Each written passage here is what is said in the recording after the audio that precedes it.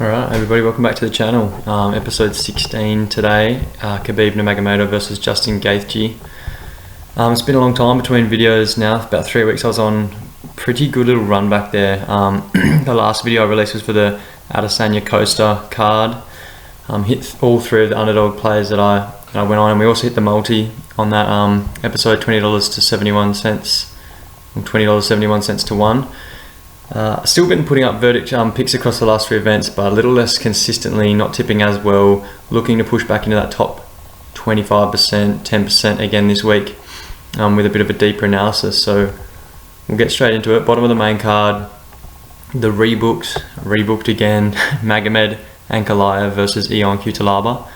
Magomed's the 1.56 times favourite on verdict and $1.32 at the bookies. Cutelaba's 2.78 times and a $3.30 underdog at the bookies. Ankalaev 13-1, Cutelaba's 15-5 with 1 no contest. So yeah, pretty much as I alluded to, I've broken this fight down 2 or 3 separate occasions now. Fingers crossed that these two actually make it to the cage.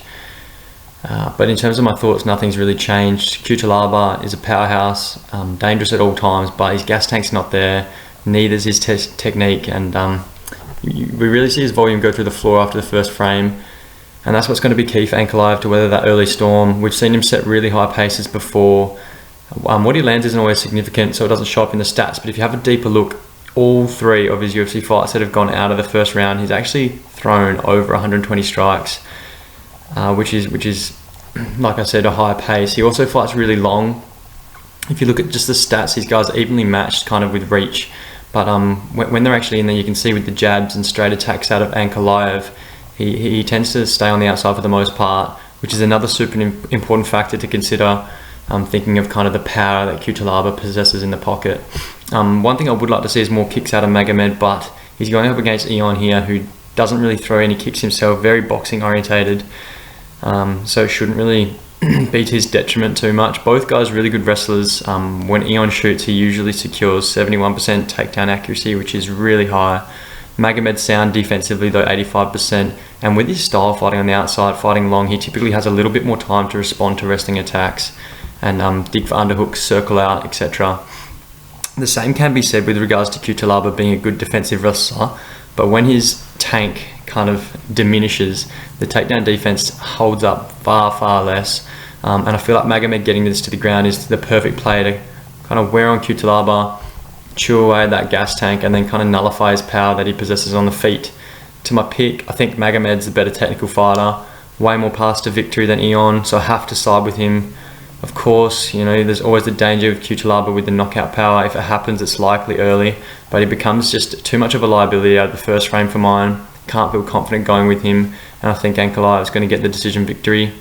Maybe a finish late, but yeah, decision's paying 4.19 times on verdict, and I'll be rolling with that. To the next fight, we've got Lauren Murphy versus Lilia Shakarova.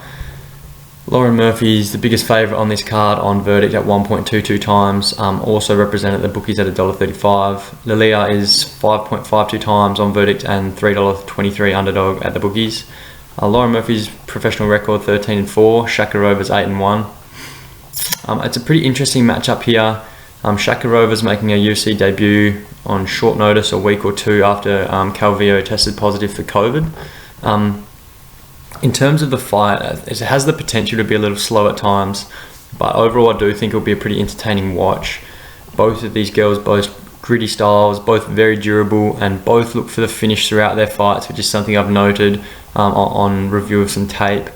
Kind of starting with Lauren Murphy, this weight class is her natural weight class. She's super strong at the weight. She rarely loses clinch battles, works so well to avoid takedowns, or when she does get taken down, gets up quickly, always scrambling, trying to make her way to the fence and up. I'm not a massive fan of her striking, but she does hit hard for 125, and in terms of her footwork, it's actually pretty good, which allows her to be dangerous either going forward or moving backwards. Just go back and look at the Roxanne Modafferi fight. She kept walking Roxanne onto that right hand in those exchanges where she was backing up, which is pretty impressive to see. Her hand and leg speed pretty slow, but from what I've seen, Leah also looks to be really slow in the same areas, so I don't think it's going to be too much of a factor for this fight. And one thing you can bank on with Murphy is her IQ. She seems to always make the right decisions and get to areas, manage to exploit areas where she has an edge, and her conditioning is amazing. She has a phenomenal gas tank, which also then allows her IQ to be such an advantage because she always has the energy to take the fight wherever she's going to be best positioned, or ramp up the output when required later on in fights, or when she needs to turn it up. To break down kind of Lilia's skill set now, relatively unknown prospect out of Uzbekistan, touted as a wrestler, but even just watching a few of her fights, you can kind of see how far her striking's come along.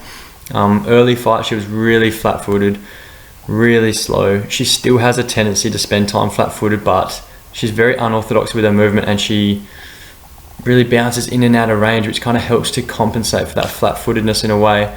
And her actual striking style is extremely unorthodox. She spins a lot, throws looping roundhouses, exaggerates her head movement on the feints, kind of over feints a bit, but it manages to work for her. And yeah, with that head movement off the jab, she likes the right straight.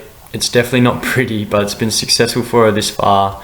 And you know, another thing to consider is that the volume and conditioning also seems to be there for her. As for her wrestling, she does look to be very, very strong. Whenever she kind of gets her grip, gets in deep on a double, or even clasps her hands on a body lock, she's almost guaranteed herself a takedown on all of her previous opponents that I've seen. In terms of jiu-jitsu, pretty unpolished.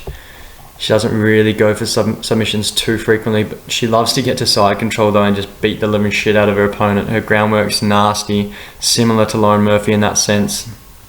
In my opinion, the clinch battle is where this fight's going to be decided. Lilia does look really strong, but it's hard to read into the level of opponent she's faced in the smaller regional scene in Europe there.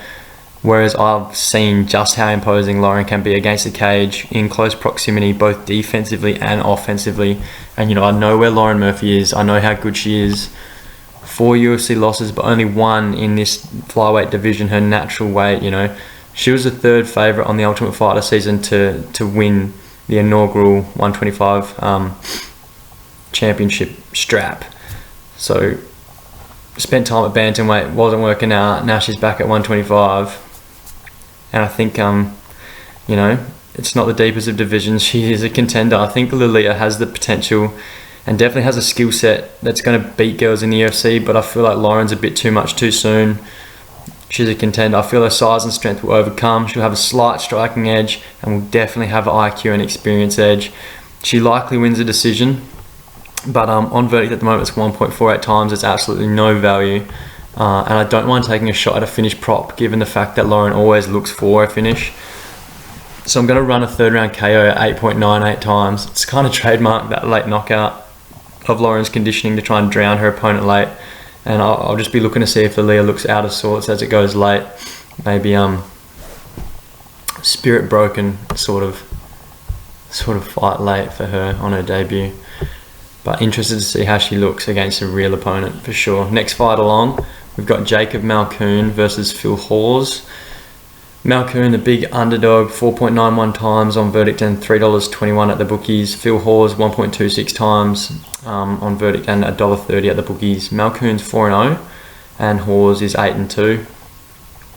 This is guaranteed to be an awesome fight. Both guys love to come forward. Both guys powerhouses in the striking department. Of the two, Hawes will look to be the more physically imposing guy, but Malkoun boasts a slight length advantage. The stats that the UFC have displayed aren't correct. They've labelled Malkoun as 5'9", he's not, he's 6'1", and Hawes, I'm pretty sure, is 5'10", 5'11", not 6 foot. So it'll be interesting to see when they get in there, but I think those stats are a little off. In terms of what I'm seeing, I'm really liking Jacob Malkoun in this spot as a sizable underdog, both on verdict and with the bookies. He's legit. I think he has the skill set and ability to take out lots of guys up the ranks in this middleweight division. Hand speed, super fast, loves to push the pace, pressure guys backward, but then he's also a very capable counter striker on the back step, really good foot movement. His head movement's solid, and when he hits guys, you know, there's always a visible effect. The right hook, right overhand is his go-to strike, and he hits really, really hard. And then in terms of his wrestling, he's strong in that department as well, really capable defense, but then also very active to attack with subs or reverse positions when he does get taken down and get this back onto his feet, because that's where he is in his element and most comfortable.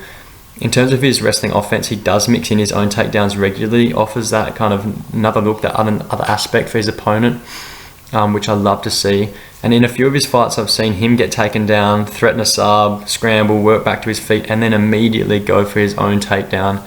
You know, as if he takes it personally, wants to get that one back, doesn't want to let that ride out stay in the judges' minds as they're looking to score rounds.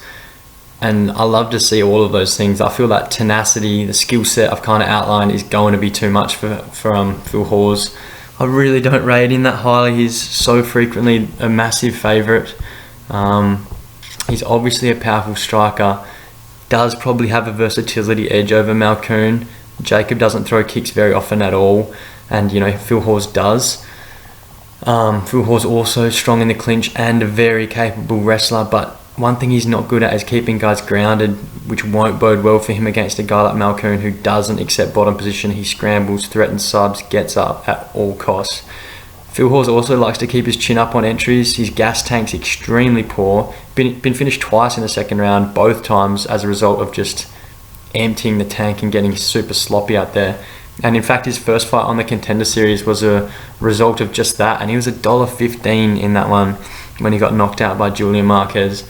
It's not to say Marquez isn't a good fighter. I think he's an entertaining guy, really big for the weight class as well, and kind of a well-rounded skill set. But that just kind of speaks to the fact of Phil Hawes always being a sizable favourite. And I'm not sure it's always warranted.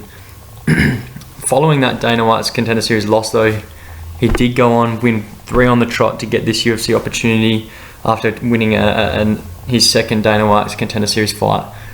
But in terms of his conditioning and slowing down after the first round, I can't see him fixing that hole between that first Dana White's Contender Series fight and now, because all of those fights that he went and won since were first round finishes. You know, I've heard people saying, you know, what about the experience advantage Hawes has? He's had 10 pro fights compared to 4 pro fights for Jacob Malkoun.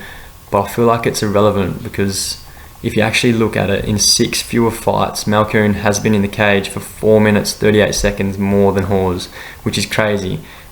Jacob's won 2 decisions. Phil's never been out of the second round, so the experience argument's pointless.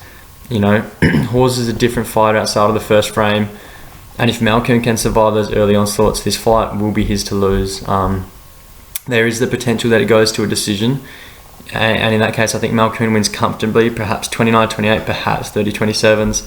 But personally, I don't think Hawes has the grit or the conditioning to stay in there with an aggressive guy like Jacob as it goes late and as he loses his kind of tank. So I'm going to play Malkoun via second round knockout at 11.72 times, a very, very juicy price. I'll be upset I didn't take the 44.12 times odds on the sub, which is also a $15 prop at the moment at the bookies. He is a purple belt, has chased subs before in his 4-fight career, but he falls in love with the hands. It's definitely where he's most confident, and I think this is going to be a ground and pound finish. So that speaks to my prediction. If he does submit him, I'm going to go out there and make this call. That'll be a guillotine following kind of a sloppy double leg entry out of Hawes in the second round as well. But yeah, I'm placing my money on the knockout. Alright, halfway through the main card now. Next fight along is Alexander Volkov versus Walt Harris. Volkov is 1.76 times on verdict and $1.57 at the bookies. Walt Harris 2.31 times and $2.41 at the bookies. Volkov 31-8 as a pro, Harris 13-8 with 1 no contest. I won't spend long on this fight. I feel like the breakdown should actually be very straightforward, because I just pretty much asked myself this one question: what does Walt Harris do? He's a very, very one-dimensional guy. He's a powerful striker for sure, but very easy to read due to the fact he only ever aims at his opponent's head. He rarely targets other areas of the body, also rarely kicks. He does have an athletic edge against most of his opponents in the heavyweight division. He's an athletic guy, which does help with his footwork and moving in and out of range. But if you look at Alexander Volkov, he's been fighting guys his whole career that try to do that, as pretty much he's always going to be the taller and longer guy in there. All of his opponents want to dart in and out of range with that athleticism, and Volkov is literally one of the best in the division at managing distance and countering guys as they rush in. He's got one of the longest jabs in the game, kicks well, constantly throws teeps up the middle to keep guys outside of him, and also just goes to the legs a lot, which will he's got to do in this one to break Walt down from bottom to top, take out that base in which he generates his power from. And you know, Volkov is a superb striker, elite striker, not a knockout artist in the sense of wild one punch power, but you know, that comes as a result of his technical proficiency. He just constantly lands, touches his opponents and scores. I'd like to briefly comment on the wrestling, because if this hits the deck, it will also be on Volkov's terms. He does have wrestling ability, and if you actually go through and look at his resume, he's secured takedowns against all but 2 of his UFC opponents, whereas Harris has only secured 2 takedowns from 14 UFC appearances. So yeah, I think Volkov's better everywhere. I think he's going to be far too much in this one, far better in almost every area of MMA. The one thing Walt would have over him is power, and that danger's only going to be there on a rush entry. But I think Volkov is disciplined enough to keep him on the end of his jab, teep, cruise through here, take the legs away to take that power over him at all, and even wrestle to take that power away. Walt can't win a decision. He doesn't have the conditioning or the volume for it, and I think Volkov will easily take this one on the scorecards. Potentially a finish, but yeah, it's currently 2.86 times on verdict. Moving on to the co-main now, we've got Robert Whittaker versus Jared Cannonier. Whittaker's the favourite on verdict at 1.6 times, but the slight betting underdog $2.03. Jared Cannonier's 2.66 times on verdict, and the slight favourite at the bookies $1.81. Whittaker's 22-5 as a pro, Cannonier 13-4. For mine, this is the hardest fight of the card to call. I'll start with Rob Whittaker. He's taken nothing easy. He's really running the gauntlet in this middleweight division on the path back to a title shot. No easy fights at all. One of the biggest things though that has me leaning Whittaker in this one is kind of his trademark style of fighting and the way he goes about it. He's got that karate background. He always stays light on his feet, bouncing back and forth right on the edge of range. He loves to sit out there on the outside and then blitz him with combination attacks. And when he does, he's so deceptively fast that he always catches guys. And when you're considering the volume and conditioning, it's always there for him to fight like that through a full 5 rounds. So 3 won't be a problem in fighting that way. The offense from that style that I've kind of outlined isn't the main reason I'm liking Whittaker though. It's the defense that offers him. Because Jared Cannonier has thunderous power, we all know that, and that is the main concern, him catching Rob.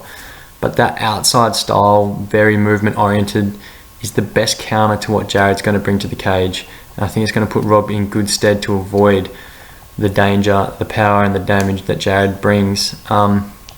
You know, the question you got to ask yourself when you're actually analysing this is, what is Jared Cannonier going to do to combat that, that technique and style that Robert Whittaker possesses? And for mine, it's going to be leg kicks.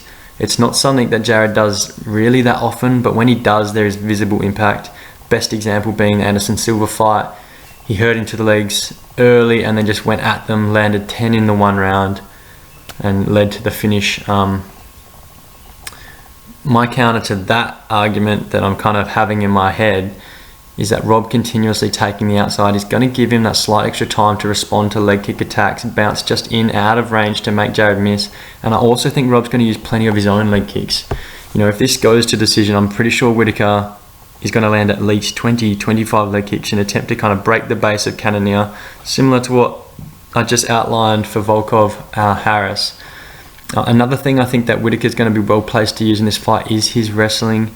He definitely has ability in the area, rarely uses it, much prefers to fight stand up, but it's going to be such a smart way to go about this fight because Jared's going to come forward the whole time. And I think if Whittaker can mix it up with some level changes, some scooping single legs out in the open, it's going to go a long way towards tiring Jared out, taking away that danger, and just giving him another thing to think about, so he's not just walking Whittaker down the whole time thinking of landing the one punch power strike.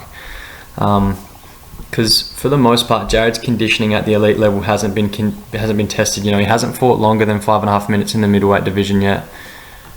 One fight that I'd like to talk about quickly is the Glover fight. No, it was a light heavyweight, but there's some things you can take out of that. It showed that Jared can be controlled. You know, he landed 1 takedown in each round of their fight. Jared didn't have an answer for it. He had 10.5 minutes of ground control time that fight. And of course, there's a big gap there between Glover and Whittaker. Glover's a far superior grappler, but it does just show an edge in that department. And I think Robbie's good enough to have some success against Cannonier with the wrestling. even if it is just showing another facet, so Jared's not just walking straight forward trying to take Rob's head off. Either way, I'm super excited to see this one. The winner likely gets Izzy. So everything on the line. Two really technical, dynamic strikers, both durable. Some people are speaking on Rob's chin, but I disagree with that. He took 2 shots. Yeah, I think he's still got it. So it's fight of the night written all over it, even with so many other contenders on this card. I think it's going to be an absolute belter, and I'm going to take Rob Whittaker by decision. It's only 2.45 times, but it's the outcome I'm leaning. I think he's going to manage to keep on the outside, avoid most of the power, be able to take what he needs to, and win the majority of exchanges through kind of more versatile arsenal and attack, and hopefully mix in some wrestling to edge the scorecards, make me not look as silly as I might sound if he doesn't. To the main event, Khabib Nurmagomedov versus Justin Gaethje. Khabib 1.45 times on verdict and $1.30 at the bookies. Gaethje 2.85 times on verdict and $3.55 at the bookies. Khabib 28-0 undefeated record. Gaethje 22-2. The unification bout. What a scrap! Finally, we're going to see Justin Gaethje's wrestling truly tested. I'm excited for it. Only 2 guys in the UFC have previously secured takedowns on him, those being Eddie Alvarez and Michael Johnson. However, you look at those takedowns, neither of those guys managed to keep Justin down for more than 45 seconds. He popped straight back up, so yeah, I'm intrigued. Khabib is the best wrestler in the history of 155. Do I think he can take Justin down? Yeah. Do I think he can keep him down? I also think he can keep him down, yes. Khabib is no doubt about it, one of the best in the game at keeping guys down, heavy top pressure. His position over submission always looks to maintain a dominant spot before mounting offense, which is such an important feature, such an important factor when considering Justin's game and the explosivity of his kind of takedown defense and his stand-ups. If you're trying to transition and pass or posture up without having him fully controlled, Justin's just going to explode, get up and get out. Khabib's so calm on the ground, in his absolute element in the grappling. He's not going to cough up top position for anything if and when he gets Gaethje to the ground. His IQ is superb, fully understands the danger of Justin's striking. You just have to listen to a few interviews to hear the respect he has for Justin's game. And even if the finish presents itself on the ground, I'm so sure that Khabib's going to be so methodical with every move and every position. He's going to primarily be making sure he's just keeping Gaethje on the canvas rather than chasing finishes.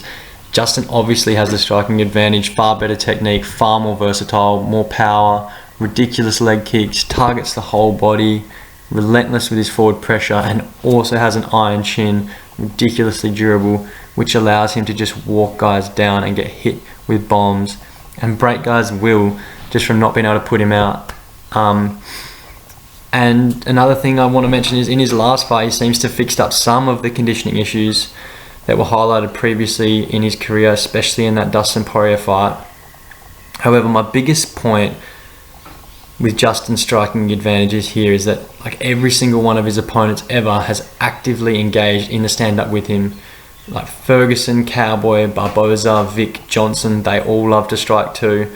Eddie Alvarez and Dustin Poirier, his 2 UFC defeats, also stood up with him and wanted to play the striking game. His forward pressure, kind of ability to get hit and keep coming, lures people into this Gaethje trademarked firefight with ridiculously high strike numbers and massive amounts of damage to both fighters. Are people really considering the fact that Khabib will engage in that type of fight? Because I can guarantee you that he won't. Yes, we have seen Khabib participate in similar things previously, get drawn into the striking and play with the stand-up perhaps a little too much than what we would have predicted, but not against guys with the same power as Justin, and not when it's literally the one thing that's going to lose him the fight. It's such a big fight, a massive fight for his legacy, for his championship reign. I do think Justin will have success. I think he lands some big shots, and perhaps we do see Khabib hurt at some point, whether that be to the legs, body, or upstairs, because Justin mixes it up really well. And I also think that Justin not only going to have success with a bit of striking, but also give Khabib some trouble in the wrestling game. You know, stuff some of the takedowns, circle out, be explosive. But in my opinion, it's inevitable that Khabib gets this to the mat at some point and wears on Justin. Chooses to stay safe down there with heavy top pressure and only really pounds on him or transitions when he knows he has Justin kept put. We did see Gaethje's improved conditioning in that Ferguson fight, like I mentioned just before, but there was no grappling in that fight. And Justin has said himself in interviews that he gasses in the wrestling game more than anything else. Khabib yet to have a bad night yet, and I'm not picking this to be his first. He may have to get through some adversity, but I think he grinds out Justin to a decision. That outcome's paying 5.12 times on verdict. A late finish could be on, but like I said, I think Khabib's going to play it really safe on the ground, even late, and just hold on to those positions. Time's going to tell, but that's my read. I'm super excited to see how it plays out. I hope I've got the read, and we'll have to see. But yeah, definitely the potential here to be Khabib's biggest test, but I think he's going to outlast and survive. So that's kind of my verdict breakdown of the 6 main card fights. To the betting outlook here, I've got the multi and I've actually got a few single plays. I've been a bit slack with the single plays, but it's been so long between drinks here, so long between videos, that I thought I'd put a bit of extra effort in and try and get the single play record up and out. Anyway, the multi per annum or multi per half annum, however we're doing it, 20-1 odds is what we're usually aiming for. 3 wins and 12 losses through my first 15 analyses for plus 60.709 units, which is big profit. You don't have to be a mathematician. This week we've got another 4-legger. We've got Jacob Malkoun straight up to win as the sizable underdog. Volkov straight up to win. Whittaker straight up to win. Probably the riskiest leg of them all, which sounds ridiculous with Malkoun being a $3.30 underdog, but I'm really quite confident in him. And then the final leg, Khabib round 4-5 or decision, and that coming in at $23.73 to 1. You guys have listened to me talk enough about why I think those are good bets. So we'll go straight to the single plays. My record for single plays: 3 wins, 6 losses for a loss of 0.12 units. So we're almost breaking even there. I'd love this event to push that over into the green. Again, a couple of these are going to be repeats from my breakdown, so I won't stay on them forever. My first single play is Jacob Malkoun at $3.21. That's the best price I can find on the bookmakers. There's some bookmakers that have him as short as $2.80, so that's a great price if you can get on there. I think he's every chance. Maybe I'm not respecting Phil Hawes enough, but I doubt it. I think Jacob Malkoun's got the goods. Rob Whittaker's main training partner for the last 5 years. He should be pretty ready for this middleweight division, I'd say.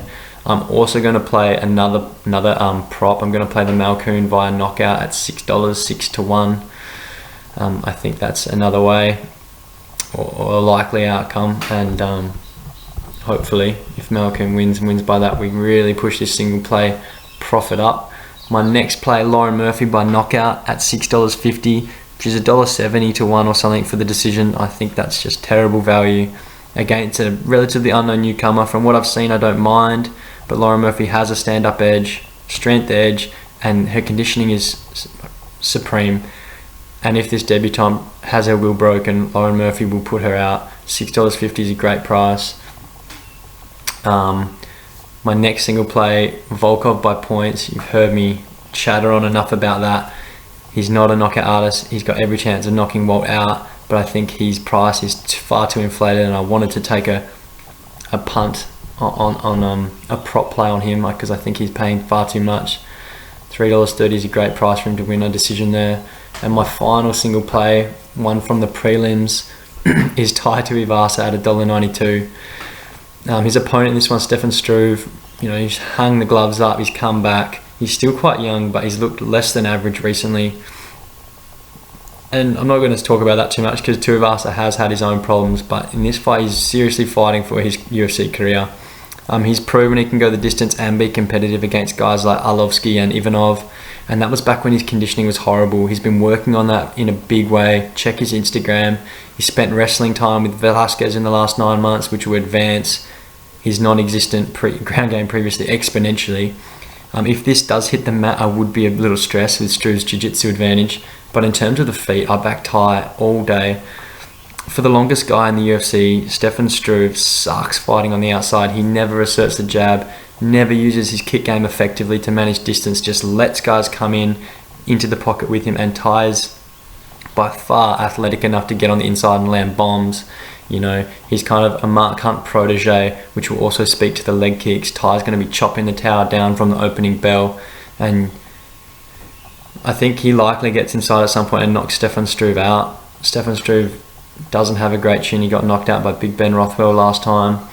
Bit of controversy in that fight with the groin blows, but still, I was looking at the decision prop in this as well, but I think it's just a silly bet. So I'm just going straight up at $1.92 Tai Tuivasa. Alright, that's the end of this ep. Thanks for hanging around for the whole time if you did. It's been a really long one, over half an hour now. Hoping to be back with a little bit more regularity, a bit more consistency, and hopefully get a video out for next week and the week after and see how we roll. Hopefully we keep making profit. If you want to follow me on any of the socials or follow me on Verdict, all that stuff's going to be down in the description. Give it a like, give me a follow if you like the content, etc. Aside from that, cheers for listening and catch up.